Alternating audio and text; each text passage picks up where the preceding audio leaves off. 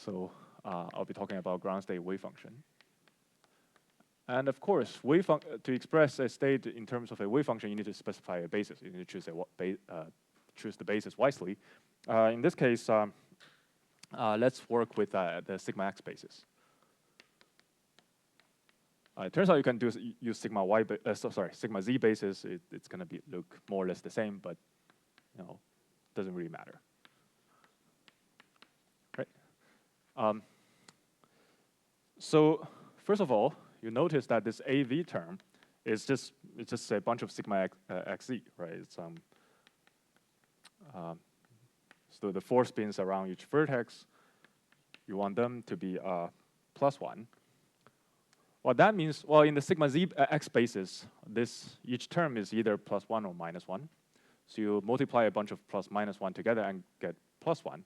That just means you can tolerate even number of -1s, right? So you can have 0, 2, or 4 of them being -1, right? So this means number of sigma x equal to -1 must be even for all the vertices. Right? What does that look like? Just try drawing some pictures, right? So let's say I have my links. Let me think about a configuration like this. So these things can further be connected to other stuff, but let me not draw them. So to arrange things so that to specify sigma x equal to +-1 in such a way that all these vertices are happy, well, there's the obvious choice, which you just make literally everyone +1. That will obviously make this term happy. Right? That's an obvious choice. Or you can have something like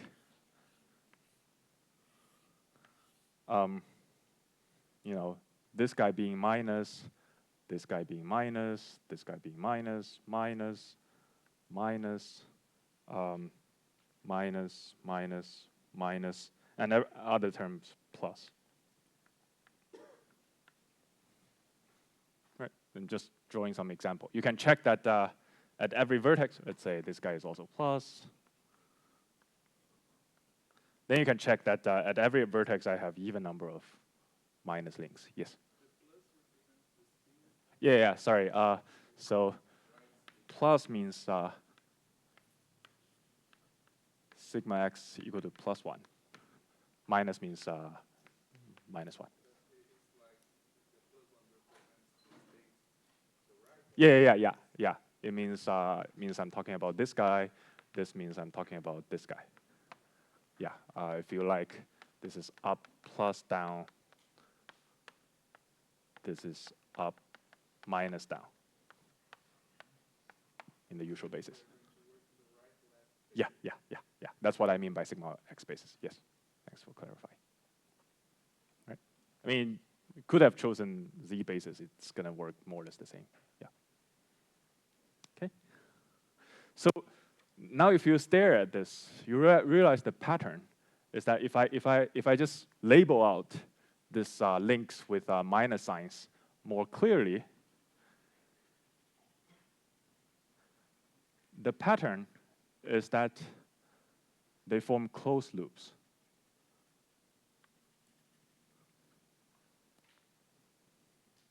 Right?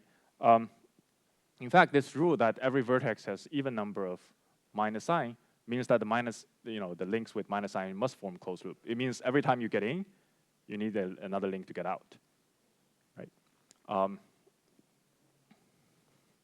So edges with sigma x equal to -1 form closed loop.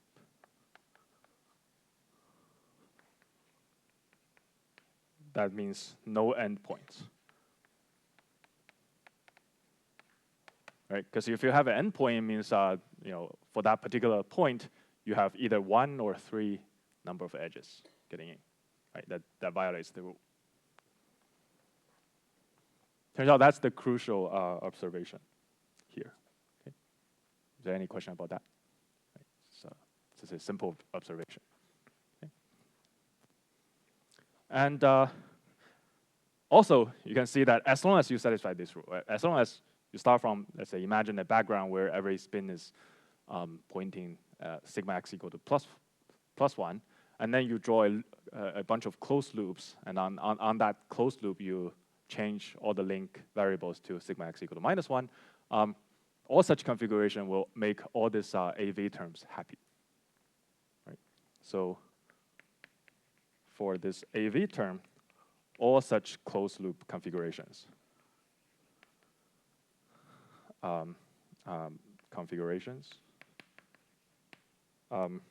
equally good.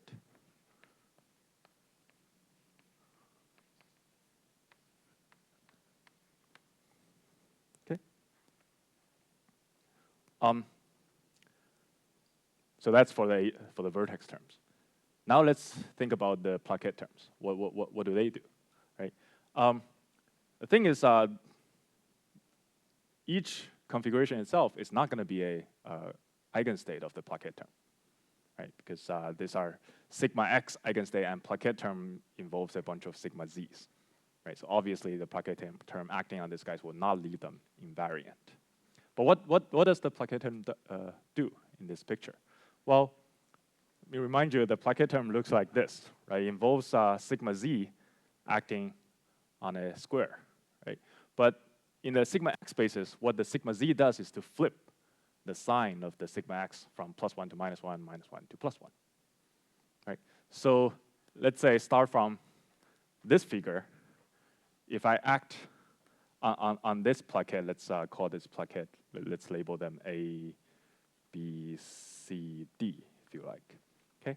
So a plaquette, that term that act on the plaquette A will convert you from all plus and so on. It will take you from this configuration to a configuration that looks like minus, minus, minus, minus. Right? This is your A, and everywhere else it's the same thing.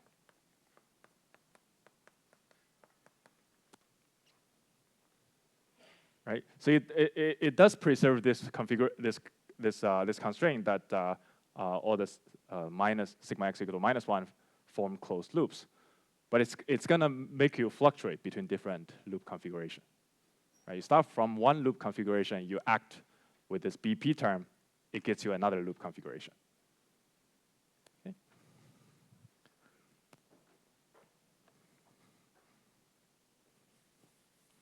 So if you have a Hamiltonian that takes you from one configuration to another, and you want to have an eigenstate of this Hamiltonian, in particular a ground state, what do? Well, you form superpositions of different configurations. Right? Sorry, was there a question? Or? Oh, okay, yeah. So to make all the BP terms happy, right?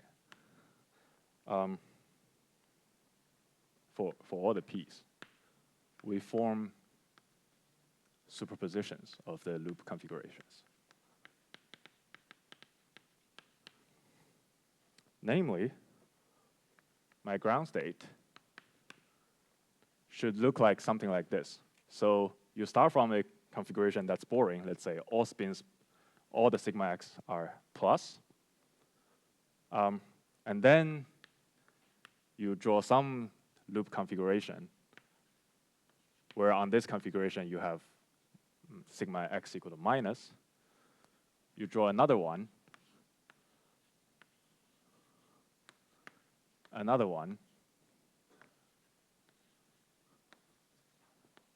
and so on.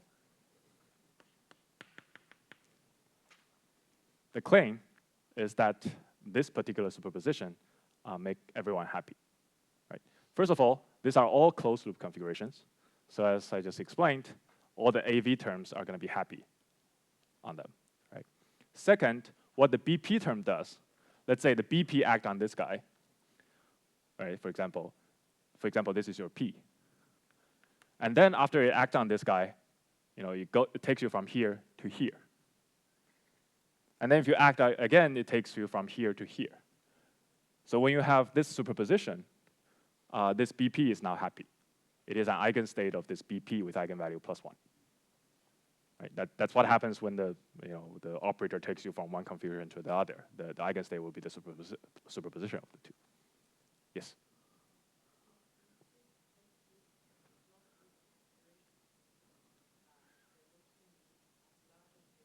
As large as they want. Yeah, because because you can. The important thing is large loops can be made out of small loops, right? If you can first have this one. Yeah, I should actually explain that. You can have this one, and you can have this one. But then here, on the link when they overlap, you have a Pauli matrix that gets multiplied twice. So that becomes identity. So you get this. So it's a larger loop. And then you can keep growing the loop like this indefinitely. Right? So you can get arbitrarily large loops.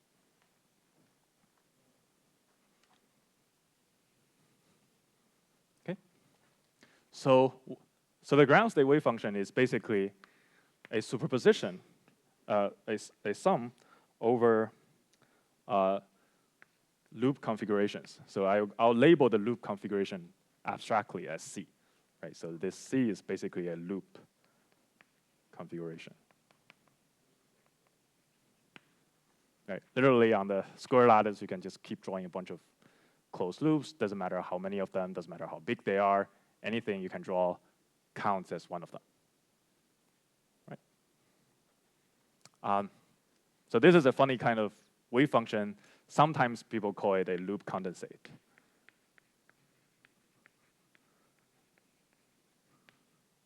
Right? Because you have, it's essentially a crazy superposition of all the different loop configurations. Okay. Question about that? Yes.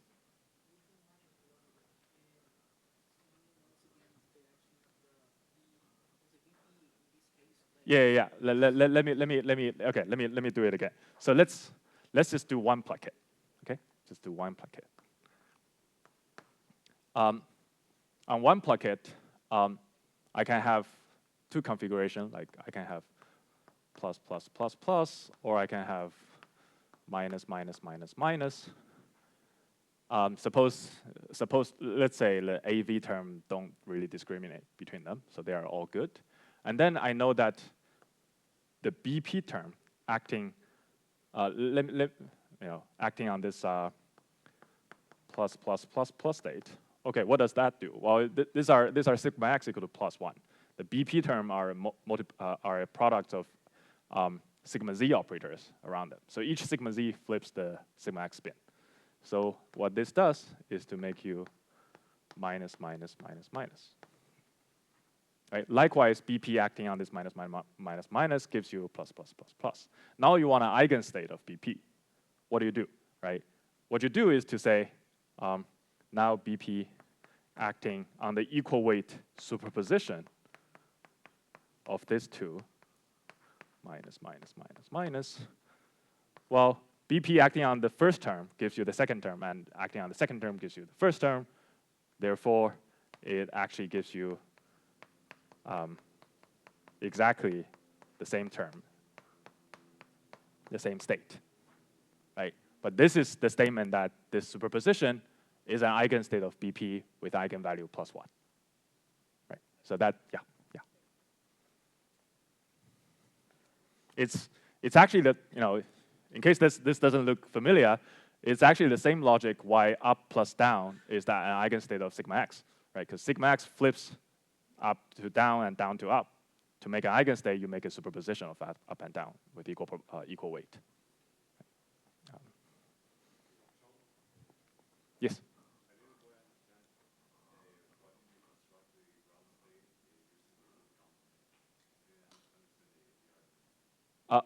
Yeah. So the argument is, first, from here, you know that the superposition of different loop configuration gives you BP equal to 1. So we want BP equal to 1 to be the ground state, right? So the idea is you want to do this for every single placket P, right? So now for a single placket, you just get a tiny little loop. But now if you keep doing this for all the plaquettes, you start to superpose all kinds of loop configurations, right? Yeah, yeah. Right. Any more questions? Yeah. Good. So so that's the ground state. Yeah. Go ahead.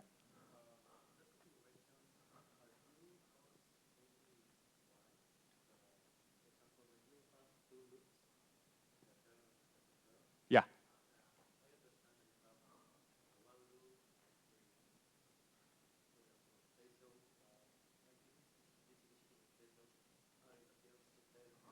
Oh, are you talking about whether I should assign the same weight here?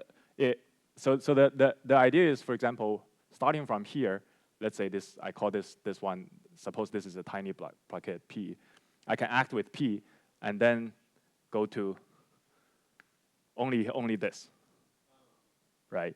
So I still need to make a superposition to make the BP term happy on this kind of configuration, right?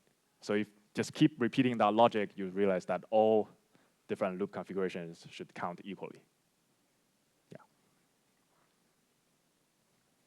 Right.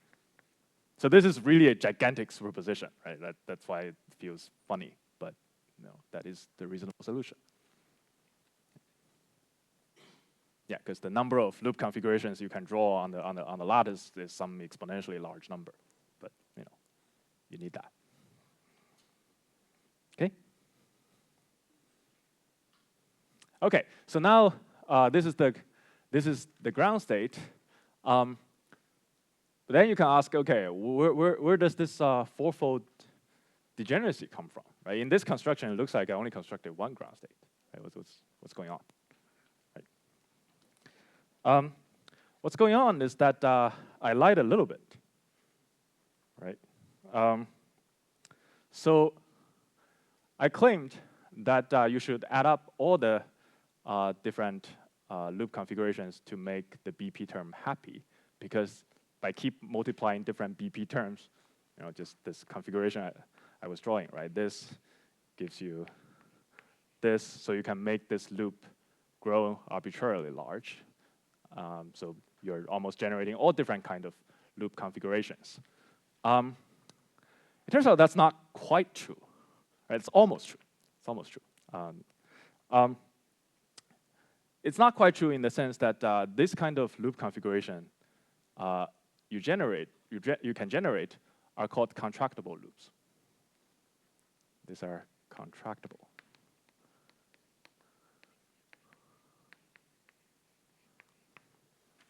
Right.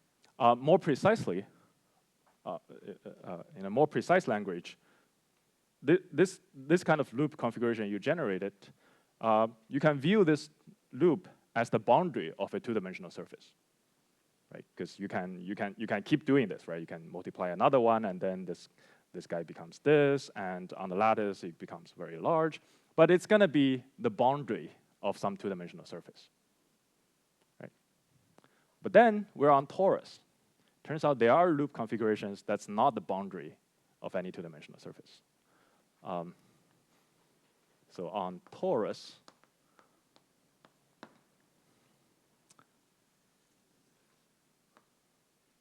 if I think about a loop like this that winds around the torus, or the orthogonal one, I can have this one,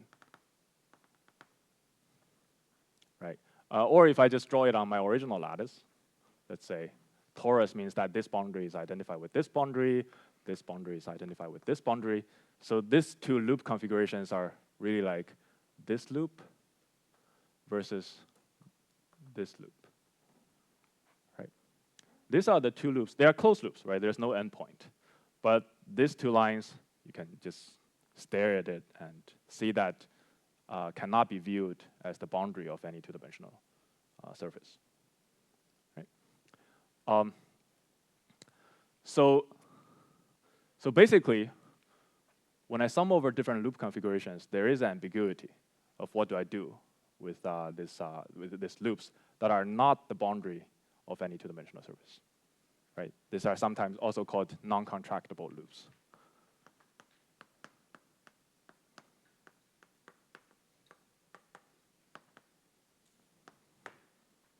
They are left ambiguous. Okay.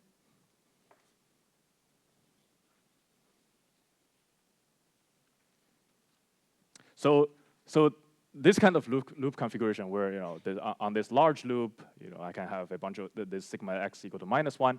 Those are not going to be generated by multiplying a bunch of BP. But what you can do with multiplying BP is to move them around. For example, I can act with a BP operator on this placket, and then this loop configuration gets moved a little bit, like that. Right? I can keep doing that, and then I can generate some loop configuration that wiggles around quite a bit. But the fact that it's winding around my torus in a direction once is not going to change, right? Or I can do something like I can generate two such loops. Right? I can generate two such loops side by side. That turns out to be the boundary of something, right? Because I can just multiply all the BP terms within this strip together. That way, I get two parallel large loops that winds around my torus. Right, but that's something I can create with just the BP. So it's just the fact that I have one of this, or more generally, an odd number of such loops winding around my torus. That's non-trivial. That cannot be created with multiplying a bunch of BPs. Right. So the important thing are loops that are not boundaries of surfaces. If you know topology, immediately recognize that these are what people call homology in topology, in algebraic topology. But I'm not going to use any algebraic topology for this class. So just if you know it, this is what they call. Okay. So it's a non-trivial fact that torus has non-trivial homology, meaning torus has this non-trivial loops that winds around your space that cannot be viewed as the boundary of anything. Okay. And now, what do we conclude from that?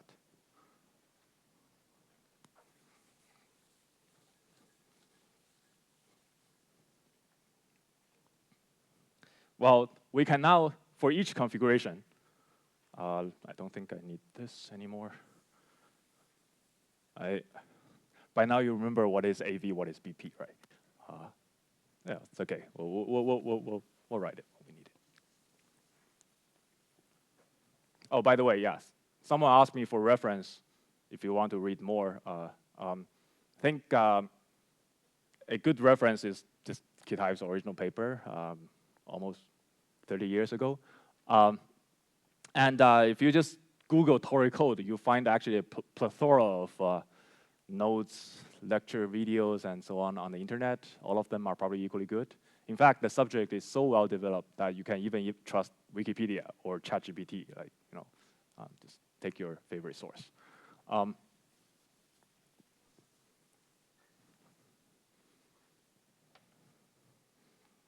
Okay, so so now we can define a winding number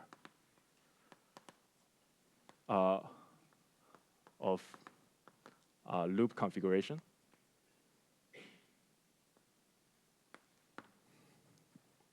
Right, just as, let me just call it the W, X or Y of the configuration C, which is defined as -1 to the number of loops winding in the X or Y direction. Let me call them cycle, right? Meaning if I draw a loop configuration, all these kind of contractible loops don't matter. I will have to include all of them in my superposition anyway. But when I have a loop like this, I count that as this number to be 1. When I have another one, I count them as 2, and so on, right? And as I just explained, if you have 2 of them, then it's considered contractible now. It's the boundary of something. So what's important is the parity, the odd evenness of such winding, right? So for each loop configuration, you can define this plus minus 1, plus minus sign. And now, finally, I can explain this fourfold degeneracy, which is I can have my ground state with the actual label of this x, w, x, and y, this winding equal to plus minus 1, which is the superposition of loop configuration, but subject to the restriction that this wx is plus minus 1. Right? And because wx can be plus minus 1 independently, and wy can be plus minus 1 independently, in total you get 4 different choices. That's your fourfold ground state degeneracy. Right? This is your fourfold degeneracy.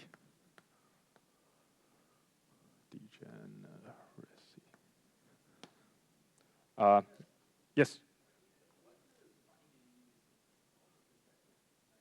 Yeah, the winding means how many, for example, I was going to explain exactly that.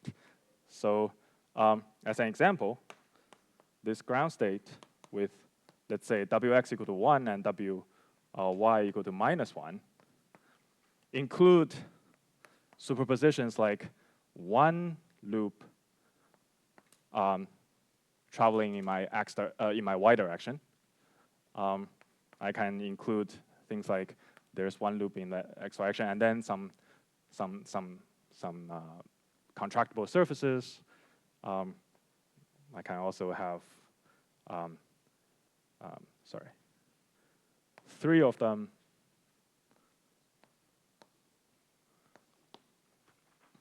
And so on. Right, all configuration where an odd number of loops is winding in the y direction. Yes? Sorry? Oh, you mean the coefficient? Yeah, sorry. No. This configuration has many loops, right? And some loops don't wind anything. Some loops will wind in the y direction. Sorry, by winding, I just mean that it's wrapping around your torus. What? Yeah, they're non-contractible. Yeah.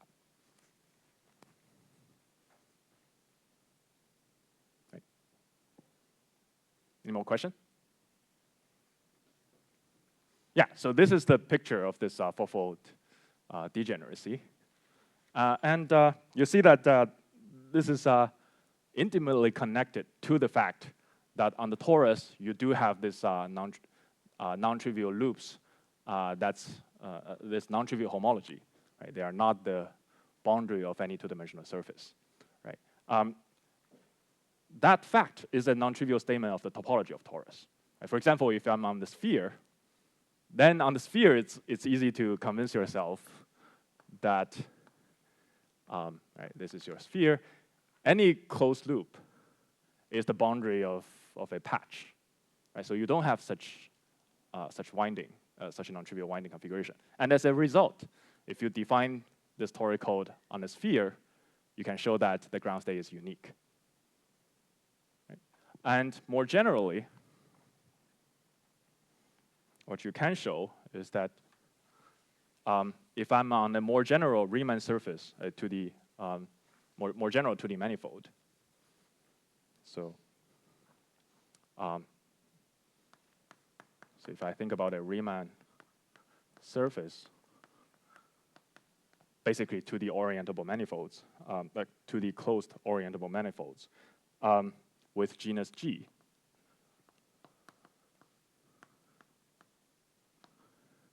So it's basically counting the number of holes in the torus. So just as an example, if you're not familiar with this, a surface like this counts as G equal to 3.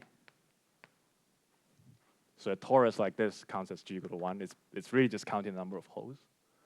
And then you can see that on this manifold, there are many more such non-trivial large loop configuration, right? I can have this guy, I can have this guy, I can have this guy, and they're orthogonal ones, right? Like this, I can have here, I can have here, right? And these are all, to just stare at them for a while, you realize that they're all independent. And on such surface, turns out if you follow the same logic, you realize that the ground state degeneracy is 2 to the number of non-contractible loops.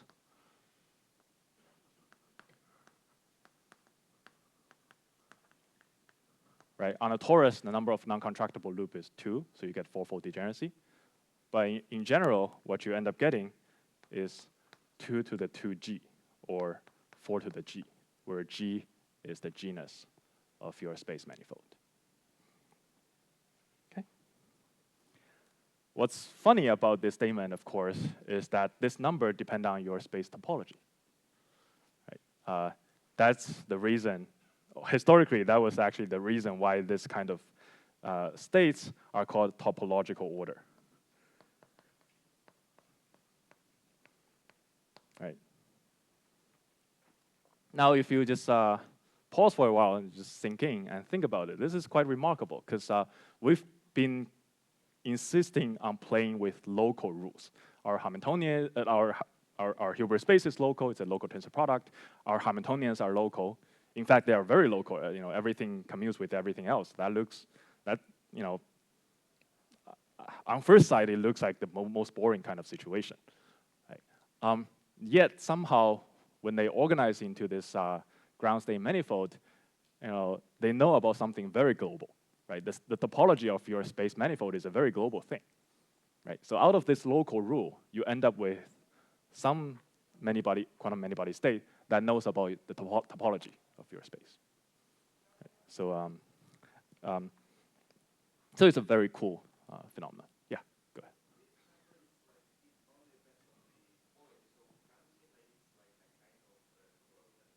It is. Yeah, it's one of the simplest examples. Yeah. And of course, ground state degeneracy is sort of a very coarse information, so you only get part of the invariance. It's not surprising, but you can do fancier things and get more. Okay, so that's I'll just let that sink in. Yeah.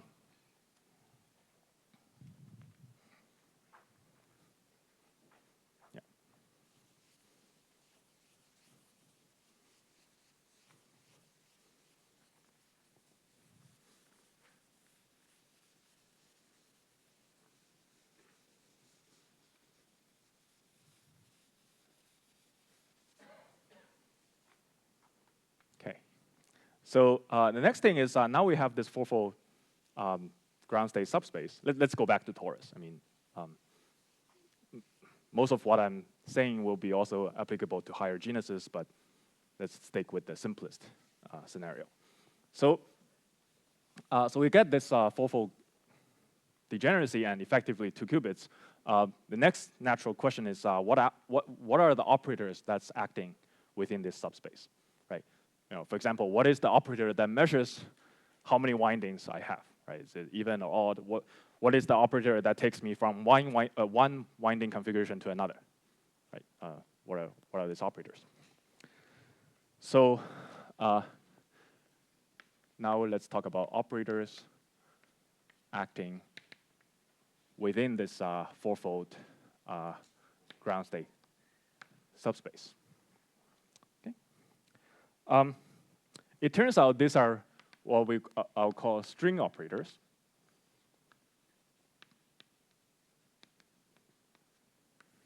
That are very much crucial for, in fact, everything I have said and will be saying are, in some sense, consequences of these properties of these string operators.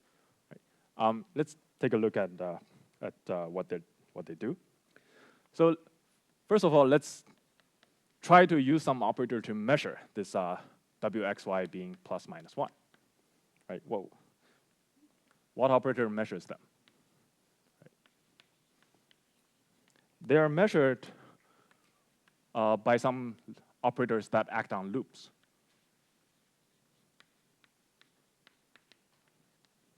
Right? For example,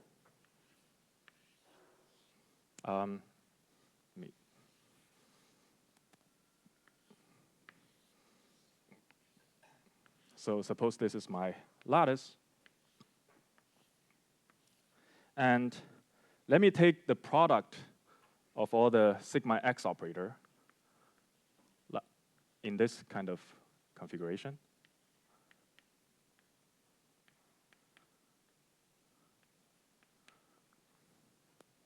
Right? So what I'm doing is to draw another closed loop, but on the dual lattice that travels across my system in the x direction. Right? It's like this. So formally, this is product of sigma x operator, where this I belongs to a loop. Let's say in the x direction, it wraps around my torus in the x direction. But let me use a prime to say that it's really a loop in the dual lattice, because I have a loop that crosses all the links. Let me know if this notation is not clear. Okay, but operationally, well, I'm just taking the product of all this sigma x, right? So the claim is that this measures wy, right? Go ahead.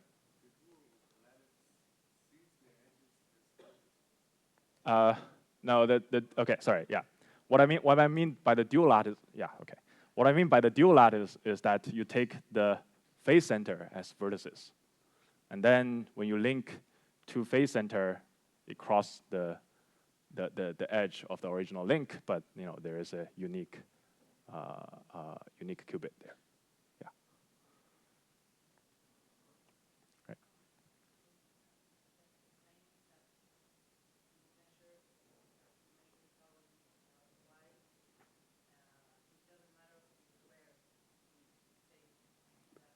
Great. Yeah.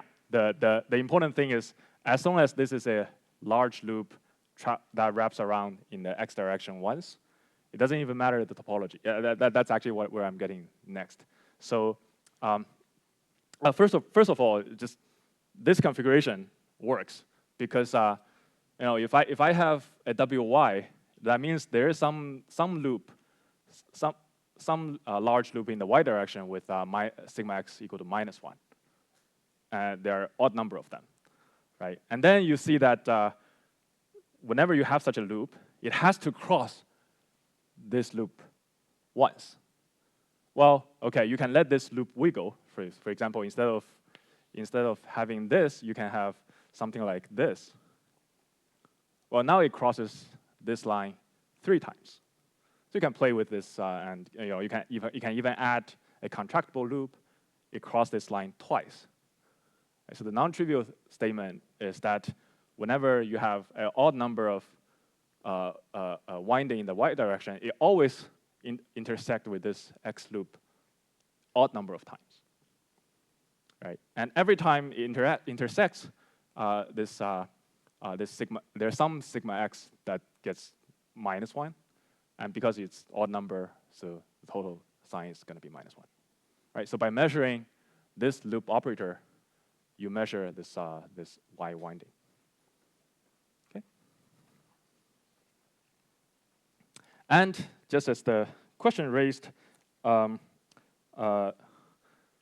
turns out the exact shape of this doesn't matter. The reason is that if you remember, so now, so only the topology of this CX operator matters. Why? Because let's start from this configuration, right, where I have sigma x on this links. But remember, we are free to multiply this by some AV, right? So AV is on this link with a bunch of sigma x, right? In our ground state subspace, all these vertex terms are 1, right? So now you multiply, let's say, with an AV for this vertex. Okay, what do? Well, this sigma x gets multiplied twice, so it's gone. But now you have this guys.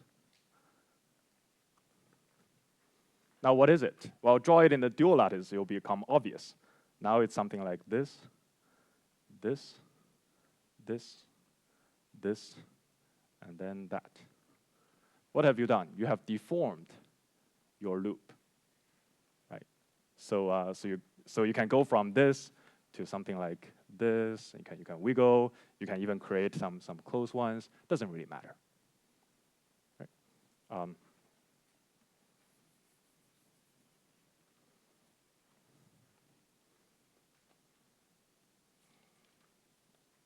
Okay. So and likewise, you can take a loop in the opposite direction, in the y direction, and that will measure Wx for exactly the same reason, right? So this Wx, Wy, you can measure using a large loop of products of poly X operators in the orthogonal direction. Okay.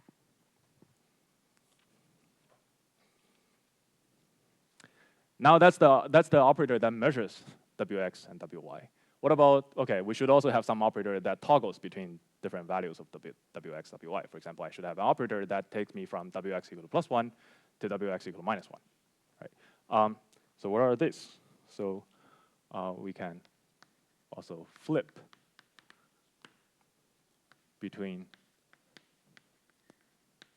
xy equal to +-1 using another set of loop operators, or another set of string operators. They look like this. So again, on these links, well, instead of using sigma x, let me use sigma z on these links. Okay, again, forming a closed loop on the torus. Okay, they will do the job. Why? Well, for a very simple reason, right? Because remember, this Wx, Wy, they're measuring loops in the sigma x basis, right? So sigma z flips sigma x, right? From +1 to -1. So if I have a string, a closed string of sigma z, it's just creating a loop, right? Just flipping all the sigma x along its way. So this one, so now it's just a loop, no longer in the dual lattice, but in the original lattice, right? I have this with sigma z along the way. This flips Wx, and likewise, if it's in the y direction, if it's winding in the y direction, flips Wy. Okay.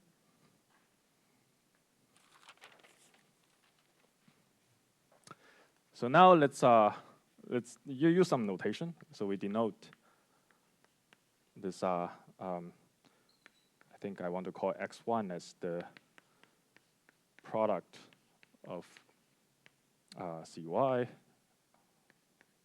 So this operator, z1 to be defined as cx. This operator, right? And then the other operators are defined likewise. Cx and z2 is cy, sigma I z. Okay, these are the so x1 and x2 measures the wy and wx, and measures wx and wy, and z1, z2 flips W1 and WX and WY. Right. And then you can check. There's a good reason why I call them this way. X1 and Z1 anti-commute. Right? Because if you draw it out, right? So X1 will be like operators like this, where everything is sigma x. Right? And Z1 will be this guy where everything is sigma z. They intersect once, and because sigma x, sigma z anti-commute, the fact that they intersect once means that these two string operators should anti-commute. Likewise, x2, z2, also anti-commute. And every other thing commutes with every other thing, right? X1 and commutes with z2 and x2 and so on. So this means these operators form two independent set of Pauli algebra.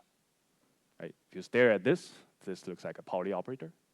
Pauli algebra looks like Pauli sigma z, x, Pauli sigma z. Well, they're also z2, right? You square any of them, it's 1. That's obvious. So this really gives you a Pauli algebra. This gives you another set of Pauli algebra. So that in total, you have two set of Pauli operators. It should give you 2 qubits. That's your 4-dimensional degenerate ground states. Okay? So this is, with this set of string operators, you would get a reasonably complete understanding of this fourfold degenerate ground state. Okay? Any question about that?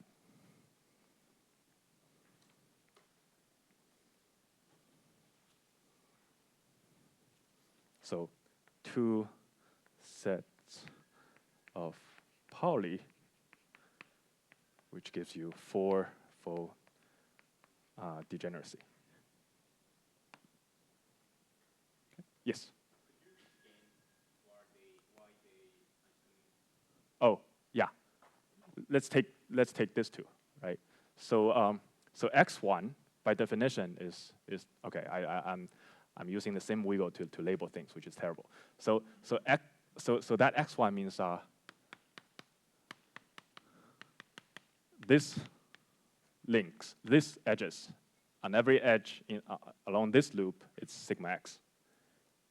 And z1 means this loop, and along every edge, it's a sigma z. And this one, they intersect once, which is exactly this link. And because sigma z and sigma x anti-commute, they anti-commute. Yeah. And also the fact that only topology matters because you can do the similar kind of wiggle here. You go from 1 to 3 to 5, but the parity never changes. Yeah.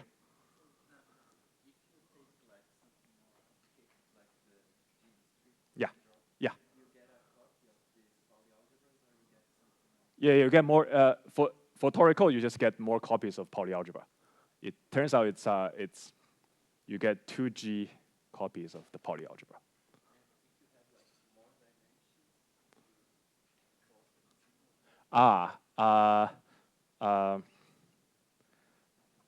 Great. In higher dimensions, you get something similar, not completely the same.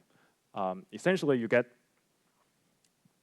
if you make things out of Pauli operators in a similar fashion, but you go do in higher dimension, you still get a bunch of Pauli algebra, but now some of them behave as string operators, but some of them behave as membrane operators, and so on. So yeah, you get funnier things, but yeah. Yes? Why again the fact that we have two sets of Pauli algebras means that we have a fourfold degenerate? Oh, okay. The formal answer is that the minimum representation of this algebra is four-dimensional. It just means that, for example, you can ask, if I have this algebra, forget about the other one, just this. Can I have a one-dimensional Hilbert space that realizes this? Well, you cannot, because on one-dimensional Hilbert space, every operator acts as identity times a number. You don't have room for anti-commutation. And then you ask, what's the minimum dimension you can have some anti-commutation relation like this? It's two-dimensional. Well, that's your Pauli operators. Right? And if you have two independent sets, by independent, I mean every operator here commutes with every operator here. Then you ask what's the minimum dimension, where these two operators are not the same. For example, x1 is not the same as x2. Well, the minimum one is 4-dimensional. Yeah, yeah. Right. But intuitively, every set of Pauli operator gives you a spin half, gives you a qubit. So 2 sets gives you 2 qubits. Yeah. Okay. All right. Any more questions? Okay. So also something that's very important is that it's probably not surprising in hindsight, but all these operators, xy, x1, x2, z1, z2, they also commute with your Hamiltonian, right? So the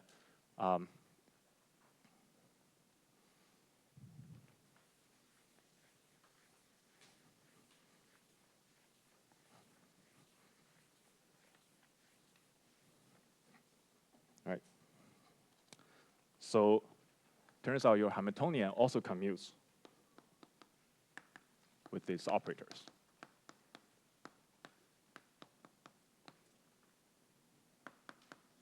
Let me remind you, the Hamiltonian is something like minus all the vertex terms of Pauli X and minus all the plaquette terms of Pauli Z. Right? Hopefully by now you know that this notation makes sense for you. Let me know if it doesn't. And then you can check that because this Pauli X always live on this kind of configuration, because all the in the Hamiltonian, the Pauli Z always appear in plaquette, so you always intersect even number of times, so it commutes. And likewise for the other operators. Right?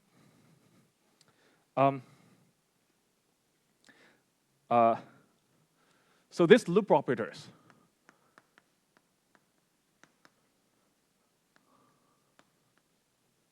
right? By these loop operators, I mean x12 and z12, are really symmetries of your theory. Remember, in the Ising model, I mentioned that by symmetry, I mean a unitary operator that commutes with the Hamiltonian. So by this definition, these loop operators are my symmetries. Right? But unlike in Ising model, but they only act not on the whole space. Right? The Ising model, the symmetry act on the whole space, on all the spins simultaneously. But this guys only act on a submanifold of your space. Right? Your space is 2-dimensional, but this symmetry only act on some 1-dimensional object. Right? Only on 1-dimensional submanifolds. Moreover, only the topology of these lines matter, right? As I mentioned, you can smoothly deform this line. You can make them wiggle. It won't matter, right? So the formal jargon of saying that is that they act on 1-dimensional submanifold in a topological way. Topological, right? Really means that you don't, the exact shape doesn't matter. You can wiggle around. It counts as the same thing.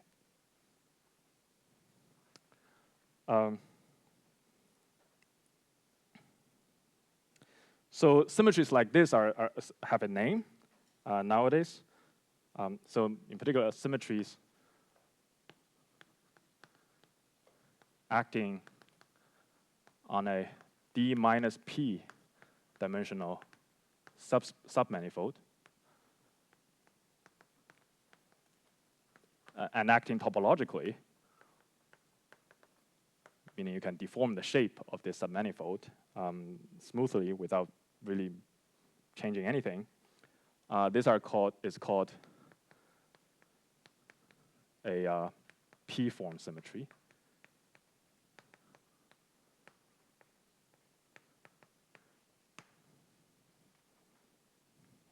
So the Ising model we talked about has a 0-form symmetry, right? Because it's a symmetry that acts on the entire D-dimensional space. And toric code has one-form symmetries. Right. It's a jargon, but it's used so often nowadays that I might as well know what they mean. Right? It means something quite simple, actually. Okay. So the fact that you have this large loop operators that acts as some symmetry acting on some subdimensional manifold with this set of non-trivial commutation relation, you can basically start from this fact and derive everything that's known about Tor code, about this kind of topological order. And it turns out, maybe I'll mention briefly toward the end of this lecture series, that this kind of structure is robust against small perturbations of the Hamiltonian. That's why we care about them so much.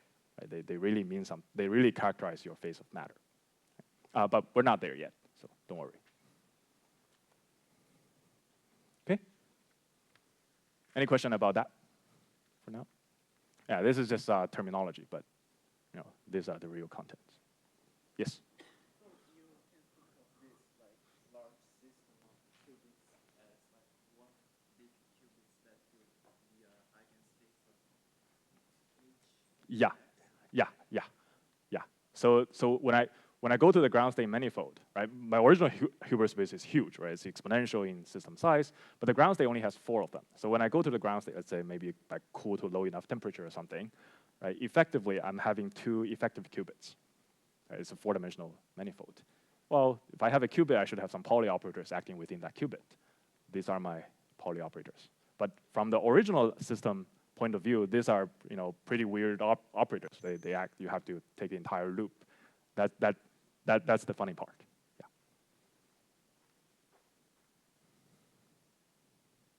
Okay. All right. So so let me tell you one consequence, one important consequence of this. Essentially this. Right. Effective Pauli algebra, or this string operators. Let's see where. Yeah, I think I can.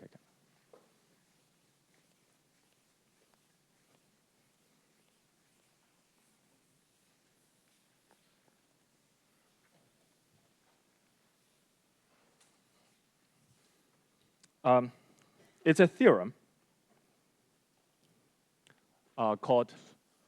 It's an important property called local indistinguishability.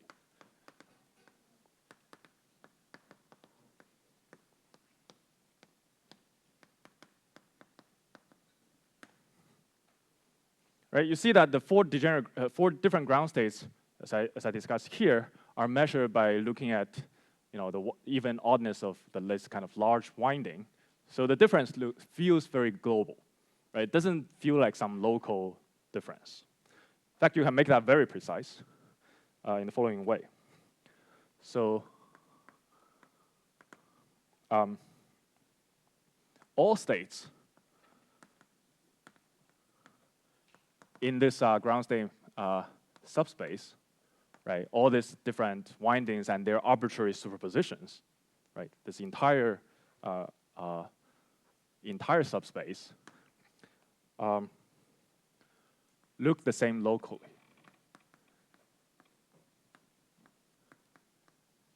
By that, I mean that if I take my original system, which is a torus, but if I take a subsystem which has the topology of a disk, let's call this subsystem A. This can be very large, can be half your system size or something. But importantly, topologically, it's a disk. It doesn't wind around the entire torus in any direction. Right? And this is my system A, and the complement, we call it A bar. And if I look at the reduced density matrix on A, which is trace out A bar of my state, where the state can be anything on the ground state manifold. This reduced density matrix does not depend on which state I choose in the ground state manifold. So it's identical for all the psi's within this ground state manifold.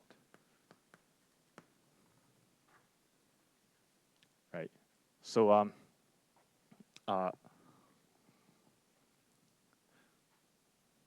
so this is saying that doesn't matter which ground state I pick, if I only allow local measurement that doesn't involve an operator that wraps around my entire system, there's no way for me to tell which state I am in this ground state manifold.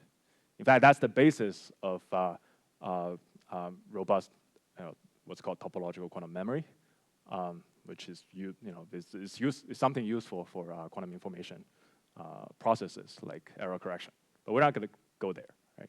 It turns out the same fact will also be important for the stability of this topological order, stability of various facts I mentioned, for example, this fourfold degenerate ground states and all that under small perturbations in the Hamiltonian, which I'll discuss briefly toward the end of this lecture series. Okay, so those things all come from this simple fact. Okay. Yes.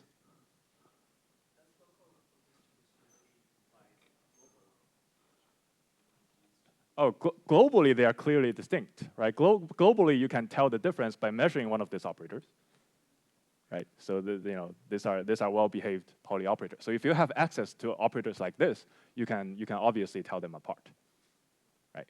The point is by restricting to a to a topologically trivial region, you don't have access to those string operators. And the statement is that when you don't have access to those operators, you lose the distinguishability. Yeah. Yeah. So what does the theorem exactly says about the A region? Like there exists a subregion A such that does work?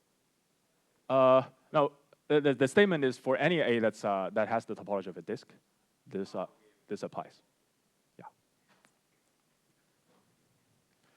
Yeah. Essentially, in the proof, you will see that this applies as long as A doesn't contain any of the non-contractible loops. Yeah. Okay. So I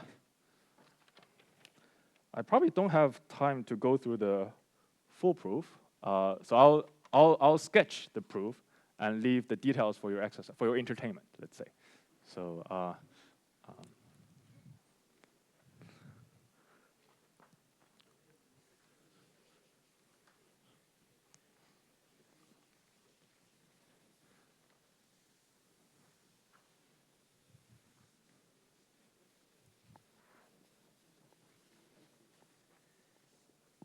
but let me sketch to you how roughly to show this kind of thing, right? So sketch of proof.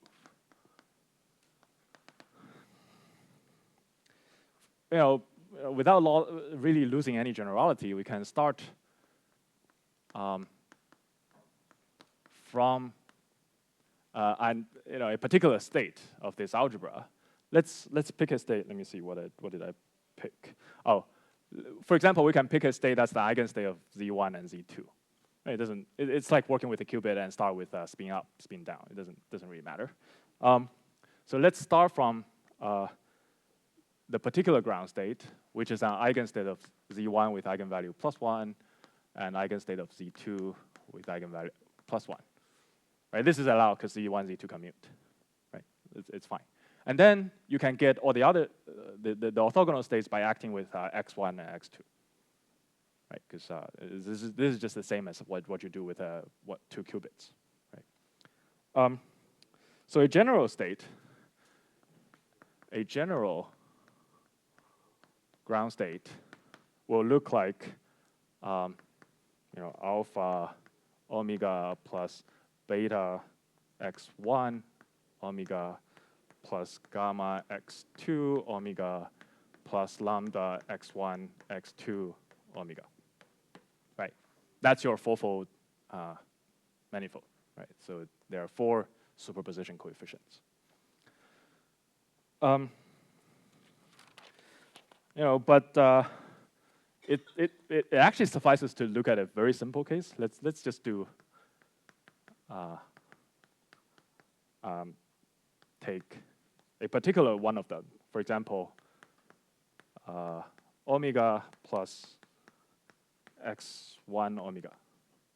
Right? I mean, you can include all the others and let the coefficient be more general instead of 1 over square root 2. It just make your algebra slightly messier, but the argument is going to be completely identical.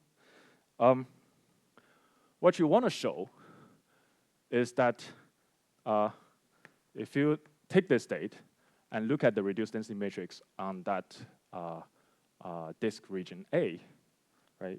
It's going to look like, you just literally take this state, plug into that formula, trace out A bar. What is it going to look like? Well, it's going to look like, from the first term, you're going to get this. From this term, you're going to get this. And then there's there are crossing terms. There are cross terms.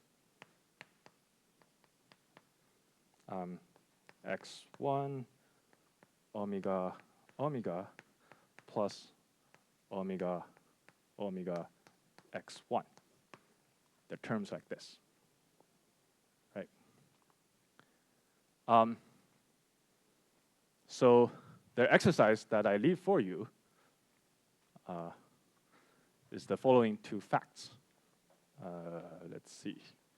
Yeah.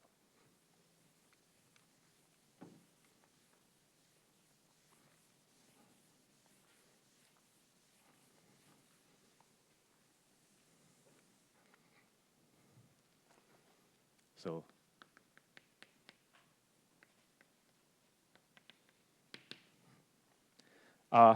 fact one is that the first two terms are identical, meaning trace A bar x1 omega omega x1 is the same as trace A bar omega omega. Right? That's relation one. And relation two is trace A bar x1, the crossing term, the cross term, equals to the other guy equals 0.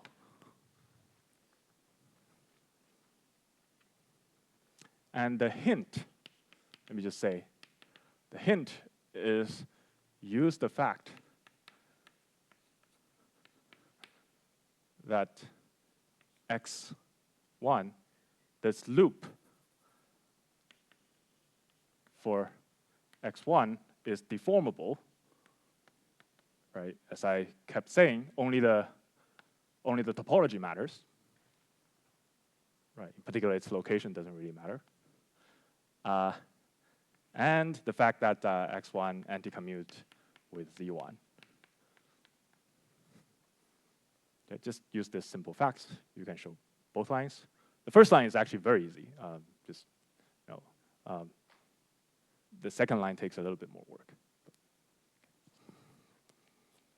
Okay, that's your entertainment for the rest of the day.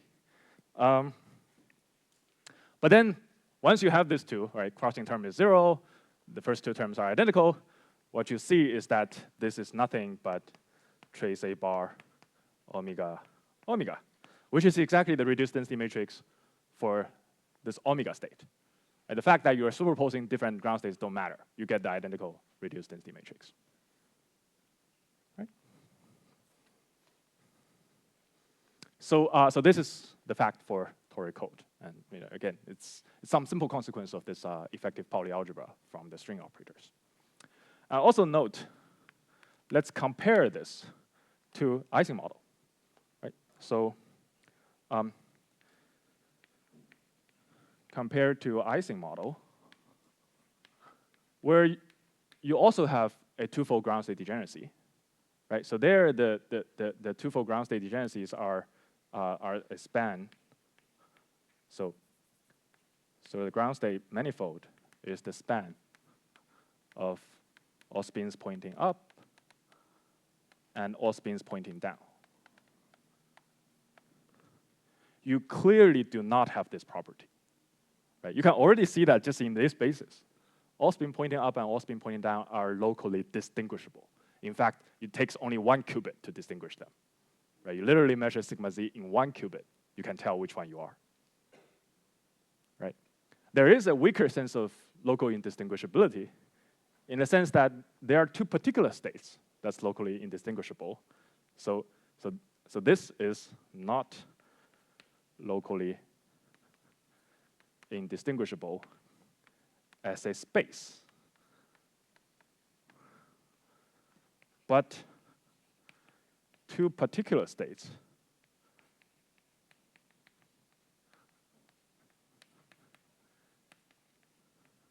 meaning the 2 cat states. Remember, they are the up, up, plus, minus, down, down, are locally indistinguishable.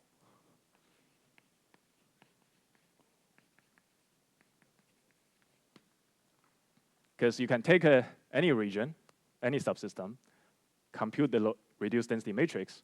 You see that on any region, the reduced density matrix, rho A is just 1/2 probability of being up and 1/2 of probability being down. Right? So instead of a cat state, if you look at a local region, it looks like a classical flipped coin. Right? You have 1/2 chance of pointing up, the other chance pointing down, irrespective of the sign here. Right? This sign actually cancels out in this partial trace. It's actually quite easy to see that. Just literally compute it. Okay? So you have some sense of local indistinguishability, but not a very strong sense, right? You have to choose the right basis, otherwise you lose that property. In fact, next time I'll show you that this is precisely the reason why the twofold ground state degeneracy in the Ising model is unstable if I add some provision that breaks the symmetry. Because of the loss of local indistinguishability, while for topological, because of this robust property, this fourfold ground state degeneracy does remain stable, even under Hamiltonian probation. Okay. Right? Any question about that? Yeah. This may be a natural point to pause. Let me see. No, this may take a while to explain. Yeah, so next time we'll first start by going to the excited states, right? I've been focusing exclusively on the ground state for this lecture, but as I promised earlier, the excited state turns out to be also interesting. The low-lying excitations, right? The excitations where some of this vertex or plaquette terms are not satisfied. Let's say they're -1 instead of +1. Turns out there are very interesting things to be said there. And after that, we'll talk about the stability of the universal properties of the topological order. All right, questions?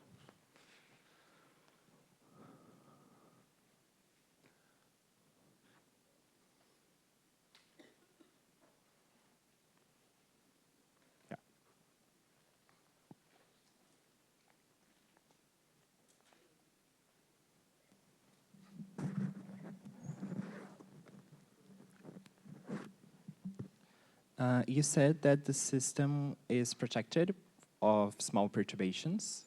Yeah. That are coordinates. I know that there are some systems that are protected, but for in a specific direction, specifically physical systems. So it would make a difference if it was like a polymatrix in Z direction or something. Yeah. Is the system protected for every direction? Was there any for every particular direction? As long as it's local. Yeah. As long as the provision you add are like sum of local terms. Right. So the case you mentioned would be more like for the Ising model. Right. Turns out for Ising model, if you add sigma Z provision, you lift the degeneracy immediately. But if you add, let's say, sigma X, you don't actually lose anything. Yeah. Thank you. Yeah.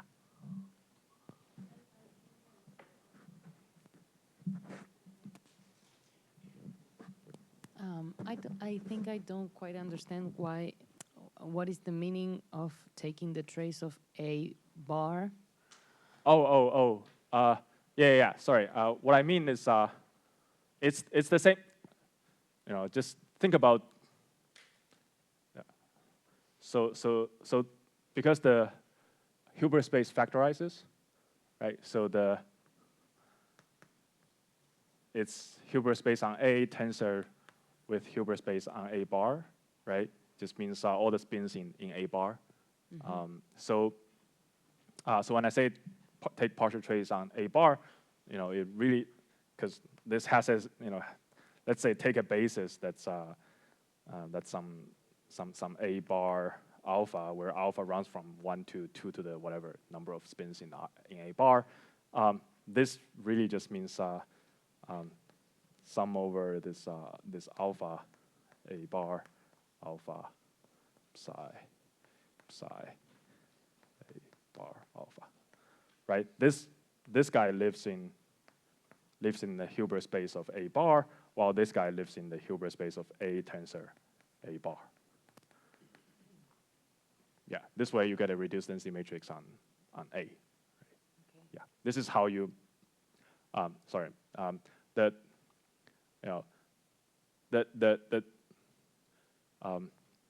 known statement from quantum mechanics is that any observable, essentially expectation value of operators, I take on the psi, if that operator is acting exclusively within the A region, then it's this, you can capture all the effect by this reduced density matrix. Right? So this statement is actually identical to the statement that, yeah, maybe this is another way to say that.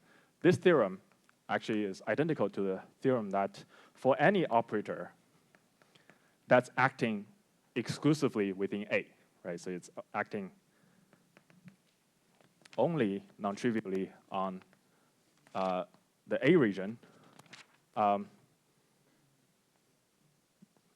expectation value of A is the same for any psi within this ground state manifold.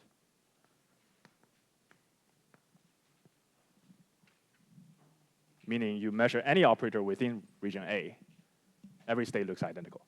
Every state will give you the same result. Yeah, these two are the same statement. Perfect. Thank you. Yeah.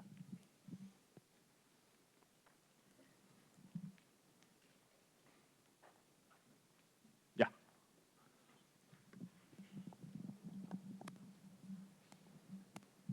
Yeah, it's like connected a bit to her question. I didn't really understand why we factorize the Hilbert space, like because of this loop enclosing. Why we can't do it, and what does it mean? The fact that the Hilbert space factorized is the number one rule of the rules we've been specifying, right? Oh, okay. Are you worried about the fact that the qubits are on links, not on sites, or What? Sorry. are you worried about the fact that the qubits are on links, not on sites? If you are, there's no need to worry about that. I mean, you can draw the separation between the A regions so that things are defined unambiguously, right? Let's say this is your A, so your A really means this 4 qubits, and the rest of the qubits are in your A bar. Oh, okay. Yeah. You can always, yeah. These are some microscopic details you can always wiggle around to make things well behaved. Right. Yeah. Sure. Thanks.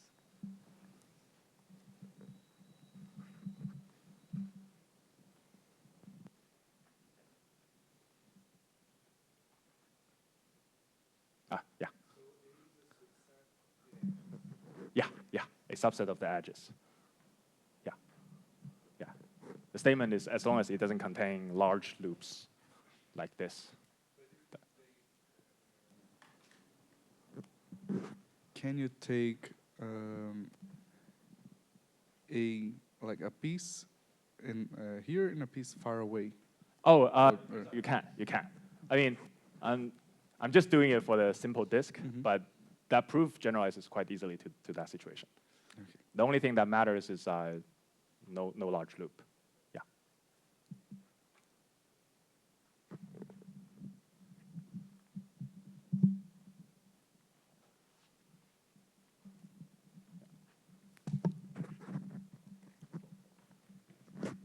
So first of all, thanks a lot. Sure. So my question is like, you have one line that Yeah. goes around the torus that Yeah. defines a ground state. Yeah. And then you can have two lines, but this is not topologically protected, so Yeah. they can annihilate. Right, right, right. And then you are in the common ground state. Yeah, right? yeah, yeah. So this is like solitons, right? This is like what? You can think these are solitons where you have the annihilation of two kinks. It's vaguely yes. I don't know how to say more precise things beyond that. Yeah, these are Z2 objects. Basically, what I'm saying is these are Z2 objects, right? Which is probably not surprising because everything is made of Pauli operators, so everything should feel like a Z2. So two identical things should always come to nothing. Yeah. Yeah, imagining if you have like a very large lattice, Yeah. then these states with like 2 or 3 more winds would be somewhat different from the states with just 1 wind or 0 Well, wind. not really, because they're all part of your superposition, right? So in your even in this ground state with no winding, or when I say no winding, what I should mean is even number of winding. So it should be an equal weight superposition of winding number 0, winding number 2, 4, 6. They all should come with equal weight. I just haven't drawn them out, right? So there's really no difference. So you don't ever differentiate these states, right? Right, right. Okay. Yeah, yeah. Thanks.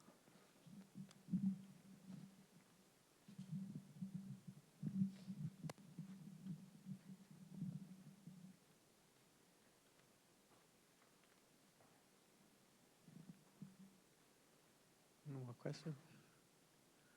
Okay, just a small announcement. So the exam on Saturday will be at 10 a.m. So there was a web page where it was announced at 2, but it's at 10 a.m. Okay? And again, you can't bring notes or cell phones you can leave in the front. So it's just essentially what you know and what's on the paper. Okay, so let's. All right, thanks.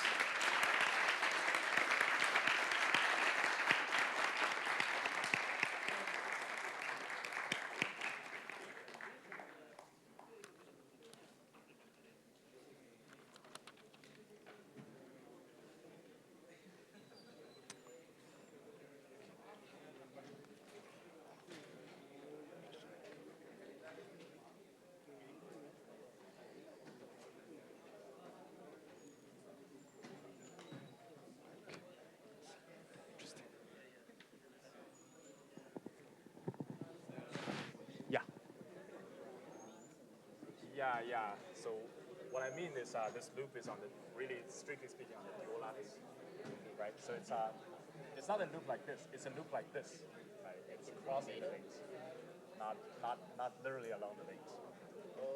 Okay. Yeah. So the precise way to say that is that you think of the dual lattice, which means you take this loop. The loop on the original lattice is a loop linking different vertices, right? Like this. So the loops not necessarily are going with